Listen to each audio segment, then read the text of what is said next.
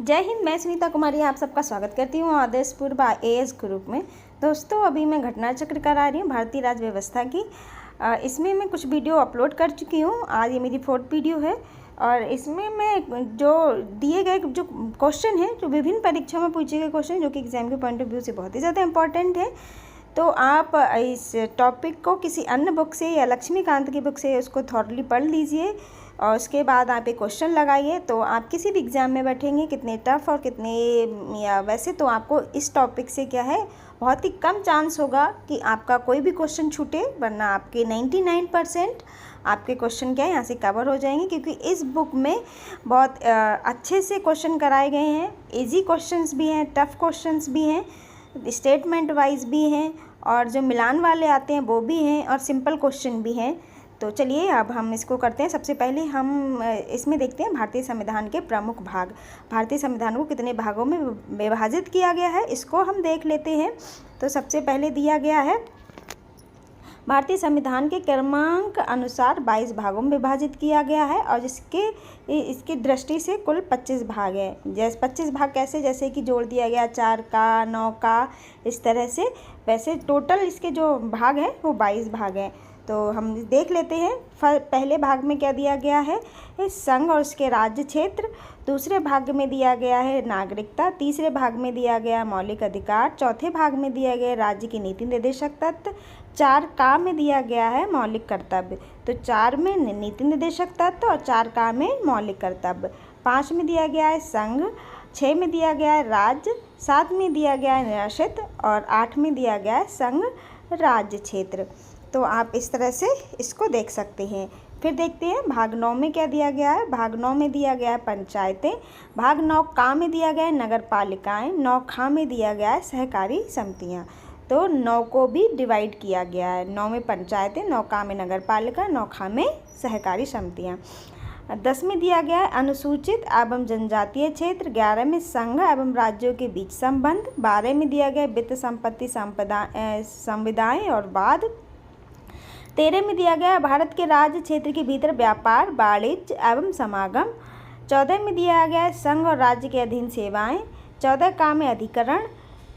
15 में निर्वाचन आयोग दिया गया है। अब निर्वाचन आयोग बहुत अच्छे से पढ़ लीजिएगा, क्योंकि अभी बिहार में चुनाव होने वाले हैं। तो निर्वाचन आयोग तो वैसे भी बहुत इम्पॉर्टेंट टॉपिक है। 16 में दिया गया है, यानी 16 में दिया गया कुछ वर्गों के संबंध में विशेष उपबंध। भाग 17 में दिया राजभाषा। भाग 18 में आपात उपबंध। भाग 19 में प्रकीर्ण दिया गया है। भाग 20 में दिया गया संविधान का संशोधन, जो संविधान में संशोधन होते हैं। 21 में दिया गया अस्थायी संक्रमणीय कालीन और विशेष उपबंध। और 22 में संक्षिप्त नाम, प्रारंभ हिंदी में, प्राधिकृत पाठ और निरसन। ये क्या है, हमने ओवरव्यू देख लिया। कितने भाग, 22 भाग और कौन कौन से भाग हैं। चलिए अब हम इसके क्वेश्चन लगाते हैं। सबसे पहला हम क्वेश्चन देख लेते हैं। भारतीय संविधान को कितने भागों में विभाजित किया गया। अभी हमने पढ़ा भाग 22, यानी बी ऑप्शन जो है ठीक है। इसका कैप्शन भी हम एक बार देख लेते हैं। भारतीय संविधान के क्रमानुसार 22 भागों में विभाजित किया गया और गणना की अगर दृष्टि से पूछा जाता तो हम इसमें 25 भाग लगाते, जैसे कि हमने देखा 9 का, 9 खा, और इस तरह से टोटल जो गणना की दृष्टि से 25 भाग हो गए, वैसे इसके 22 भाग हैं। सेकंड नंबर का क्वेश्चन देख लेते हैं। निम्नलिखित में से कौन एक सही सम्मिलित नहीं है, ये बताना है। कौन सा क्या है, सही सम्मिलित नहीं है। तो नागरिकता संविधान के भाग 2 में अभी हमने पढ़ा। और मौलिक अधिकार क्या है, संविधान के भाग 3 में दिया गया। मौलिक कर्तव्य संविधान के भाग 6A दिया गया है। नहीं, ये गलत हो जाएगा, 6A में नहीं है और 4A में है। तो राज्य संविधान के भाग 6 में दिया गया है।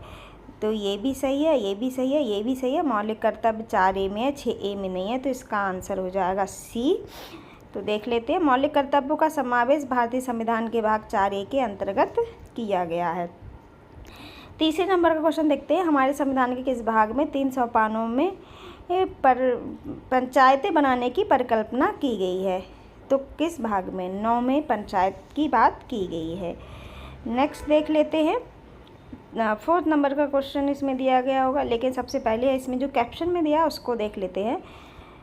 संविधान के 73वें संशोधन अधिनियम 1992 और 24 अप्रैल 1993 के अतः स्थापित संविधान के भाग 9 में 305 पंचायतें बनाने की परिकल्पना की गई थी, जिसके अनुच्छेद 243 खा के खंड 1 में कहा गया है प्रत्येक राज्य में ग्राम, मध्यवर्ती और जिला स्तर पर एक भाग के उपबंधों के अनुसार पंचायतों का गठन किया जाएगा।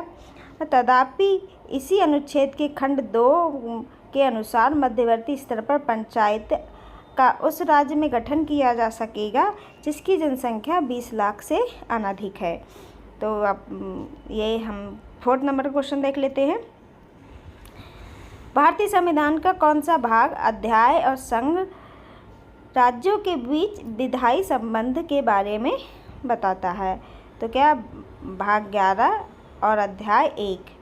कैप्शन में जो दिया गया है उसको हम देख लेते हैं। देखिए यूपीपीसीएस मेंस 2012 में दिया गया क्वेश्चन है, भारतीय संविधान के भाग 11 के अध्याय 1 अनुच्छेद 245, 255 संघ और राज्यों के बीच विधायी संबंध के बारे में है, जबकि इसी भाग का अध्याय 2 अनुच्छेद 256, 263 प्रशासनिक संबंधों के बारे में दिया गया है।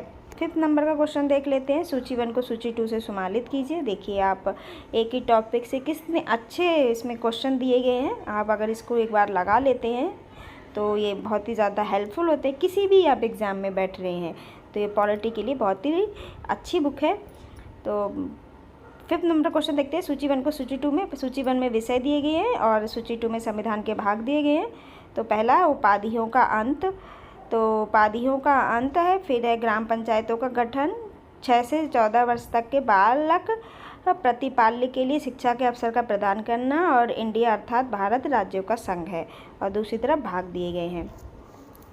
तो इसमें मिलान करना है। 1 का 3 उपाधियों का अंत, मूल अधिकार भाग 3 में आएगा, और ग्राम पंचायतों का गठन ये राज्य के नीति निर्देशक तत्व के द्वारा है, और 6 से 14 वर्ष तक के बालक प्रत्यापल्य के लिए शिक्षा के अवसर प्रदान करना, तो ये आएगा मौलिक कर्तव्य में।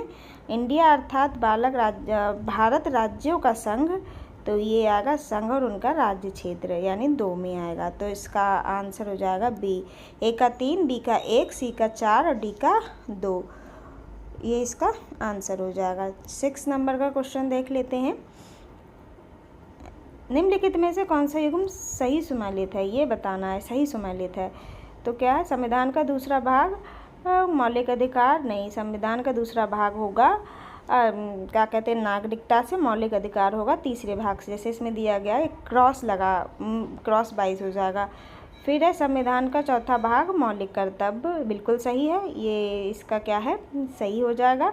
संविधान का 5वां भाग राज्य की नीति निर्देशक तत्व नहीं, ये गलत है, राज्य के नीति निर्देशक तत्व चौथे भाग में है, तो ये भी इसका आंसर नहीं है, इसी आंसर इसका सही हो जाएगा। कैप्शन दिया संविधान का दूसरा भाग नागरिकता, तीसरा भाग मौलिक अधिकार, चौथा भाग राज्य की नीति निर्देशक तत्व का भाग मौलिक कर्तव्यों तथा 5वां भाग संघ से संबंधित है।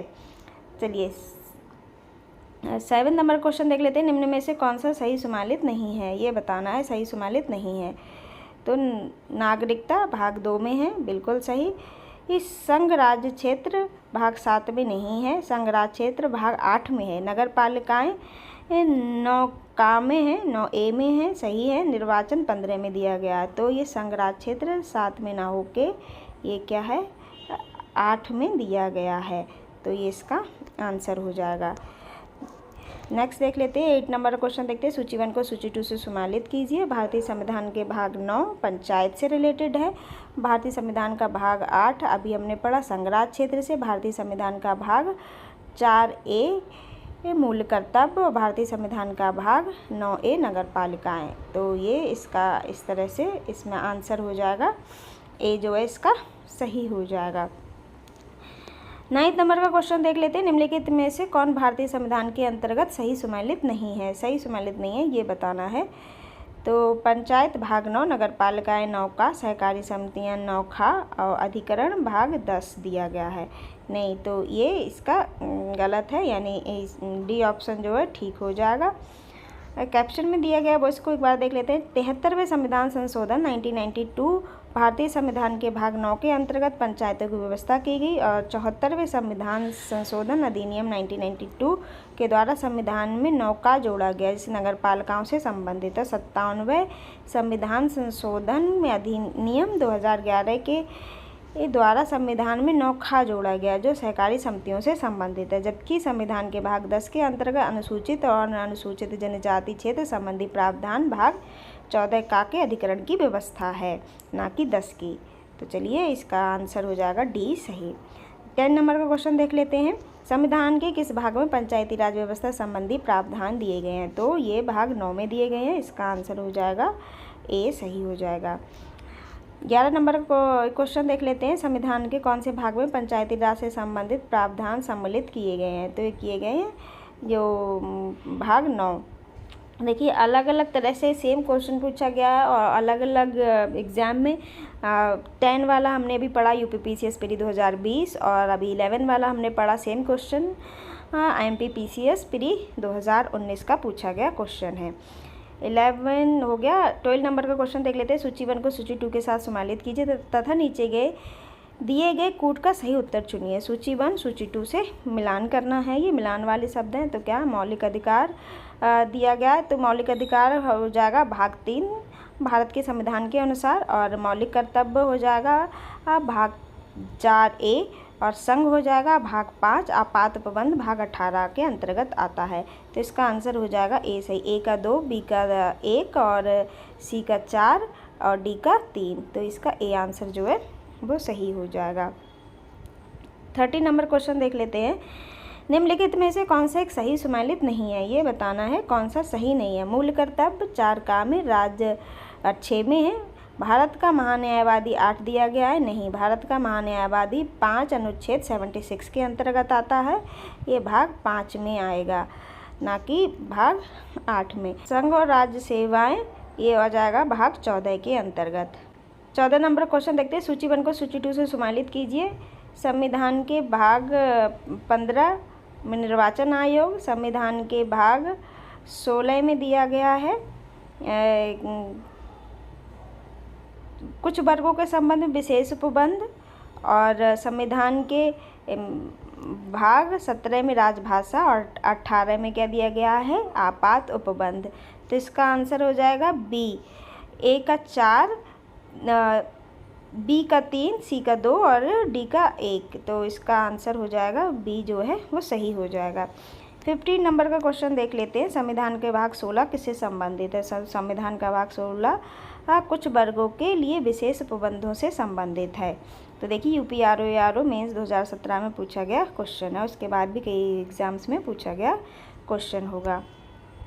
अब ये इसमें जो जितने क्वेश्चन बनते थे इसमें मैंने आपको करा दिए हैं। चलिए हम इसको ना नेक्स्ट वीडियो में करते हैं, क्योंकि उसमें अलग अलग टॉपिक के लिए अगर हम एक वीडियो बनाएं तो ज़्यादा अच्छा होगा। छोटी छोटी वीडियो के माध्यम से एक एक टॉपिक पढ़ते हैं तो हमको अच्छे से याद रहेगा। तो आपको हमारी वीडियो कैसी लगी अपना बहुमूल्य सुझाव देके अवश्य बताएं। और हाँ, अगर अभी तक आपने हमारा चैनल सब्सक्राइब नहीं किया है सो प्लीज़ सब्सक्राइब कर लें, लाइक करें, कमेंट करें, शेयर ज़रूर करें। और हाँ, सबसे ज़रूरी बात, खुश रहिएगा, स्वस्थ रहिएगा। ऑफिसर तो आप बने ही जाइएगा, सबसे पहले अच्छे इंसान बने रहिएगा। धन्यवाद।